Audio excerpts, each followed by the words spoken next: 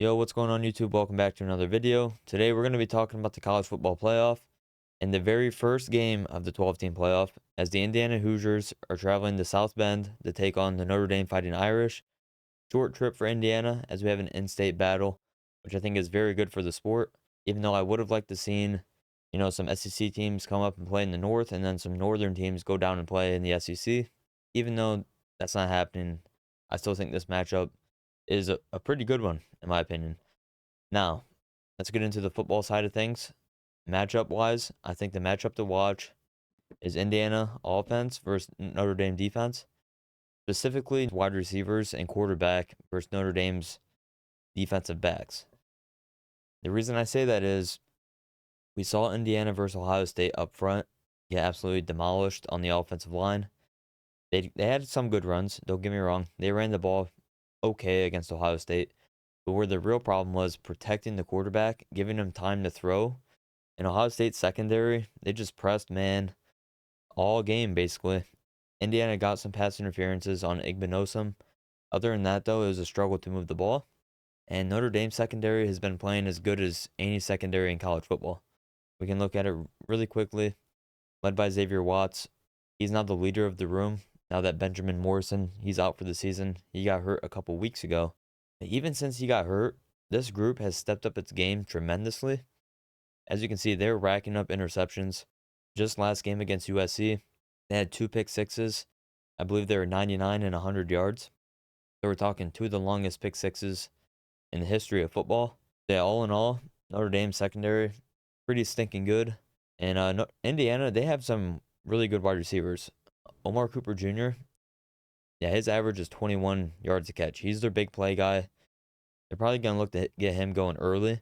I anticipate Notre Dame's going to load the box, try to make Indiana one-dimensional. Elijah Surratt, another very good receiver. He leads the team in touchdowns. So for a matchup to watch, definitely when Indiana's on offense, wide receivers versus the defensive backs of Notre Dame. Now, on the flip side, Indiana defense versus Notre Dame's offense. This is where I think Indiana could struggle. Indiana has a very good front four, I'd say, not front seven. They have two very good D linemen. But Notre Dame has a very good offensive line. They're good across the board. Jeremiah Love might be the most underrated running back in college football. It might not even be in question if he's the most underrated. When he has 15 touchdowns, he's averaging 7 yards a carry. He's only gotten the ball 134 times and has 949 yards. Could you imagine if he had 200 carries or close to 200 carries on the season? I mean, he might have like 25 rushing touchdowns on that pace. Yeah, Notre Dame's running ability, Riley Leonard's their second leading rusher, and that's not really a bad thing considering their third leading rusher has 650 yards and 7 touchdowns, averaging 7 yards a carry as well. You have two guys averaging 7 yards against an Indiana front four that has been good, but really the question is who has Indiana really played? And you look, Michigan ran the ball on them, gave them struggles on both sides of the ball up front. Ohio State dominated the game up front when Ohio State was on defense. And Ohio State's offensive line, with all the injuries, is nowhere near the level of Notre Dame and their offensive line. So how do I see this game going? I think early on, it's going to be very important for Indiana to do two things. Throw the ball efficiently on third down, and you have to win first and second down. If you're consistently in third and long, this game will be over maybe by halftime. Because that could just mean Notre Dame's up 17 or 20 points, right? It's probably over at that point, and a score would probably be like 24-3, 24-7 at halftime. I don't know if Indiana could come back from that, especially on the road in the cold, and you're already struggling. And then on the flip side, I think Notre Dame, it's going to be very important for them to use the crowd and don't let Indiana have any hope, right? If you make Indiana come into this game and go punch for punch with you, we're talking 7-7, 10-10, 14-14, back and forth game. Is Indiana going to be able to do that? Who knows? It's going to be very important for Notre Dame to get up early. I think 10-0, 14-0 in the first or second quarter could be huge for them. This is a momentum-based game. I think that's the easiest way to say it. It is the playoff. The stakes are very high. And Kurt Cignetti, you can almost guarantee his team's going to be ready to play. They have not played a team like Notre Dame. But on the flip side, here's Notre Dame's schedule.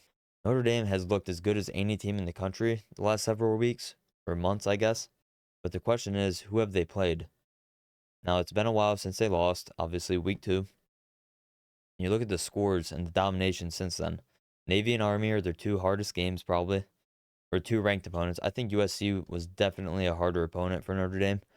USC was able to threaten Notre Dame through the air down the field, but also USC had no defense and really struggled to stop the run in that game. We just look at the schedule. They've totally dominated teams, and a big part in that was Notre Dame got up early and then just ran the ball and the game was over. That's why I said Indiana has to get out to a good start. If they let this get away early on and Notre Dame can just run the ball, waste the clock, I'm not sure they can come back. Now, if Indiana goes up and they get out early, like we're talking 10-0 in the first quarter, and Notre Dame hasn't moved the ball very well, now you make Notre Dame become a passing team. Riley Leonard, he's definitely capable of passing, but he's also a very good game manager. And I don't mean that in a bad way. He's very good when they need him to throw the ball. Their run first team, like we said, Jeremiah Love, one of the best running backs in the entire playoff. But when they have to throw the ball, Leonard's been good all season. Now, in a game like this, when the stakes are higher, we'll see how he performs. Now, my prediction for this game, I'm obviously going to pick Notre Dame. I think that's the general consensus. I just think they have more ways to victory than Indiana. I do think it's going to be close. I'm going to say 27-17. I do think Notre Dame's going to get up early on Indiana. I'm not sure by how much, like maybe 17-0. And then they're just going to run the ball. And Indiana's going to have to throw it. And who knows how that'll go against Notre Dame secondary, as we mentioned. Yeah, I think 31-17, 27-17, something like that is my prediction. Let me know down in the comments what you guys think. And before we head out, be sure to leave a like on the video and subscribe to the channel if you're new. We're on the road to 1,000 subs. And with that being said, I'll see you all in the next video. Peace.